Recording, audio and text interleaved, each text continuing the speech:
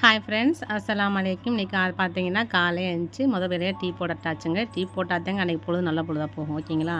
இன்றைக்கி காலையில் எழுந்திரிச்சது ஏன்னு கேட்டிங்கன்னா, என் பொண்ணுக்கு காலேஜ்னா காலையில் எழுந்திரிச்சிட்டோம். இப்போ டீயை போட்டு குடிச்சிட்டு அப்படியே வெளியே ஒரு பார்வை பார்த்துட்டு, அங்கே பாருங்கள் நான் செம்மையாக இருந்துச்சு கிளைமேட் வந்து. காலைல பார்த்தா நல்லாயிருக்கும் வியூ வந்து. இருக்க தான் நமக்கு வந்து வெயில் தாங்க முடியாது. அதோட வசீம் வந்து மனசா கிளம்பி போய்கிட்டு இருந்தான். சரி அவனே வசீமை மனசா கிளப்பி விட்டுட்டு, இன்னைக்கு பார்த்தீங்கன்னாக்கும் வாரத்தில் ஒரு நாள் வந்து எங்கள் ஊரில் வந்து கீரை வரும். எல்லா கீரையுமே வரும். அன்றைக்கி பாலக்கீரை வந்துச்சா, சரி இன்றைக்கி நம்ம பாலக்கீரை பொரித்து பண்ணலான்ட்டு பாலக்கீரை வந்து அவ்வளோ நல்லதுங்க.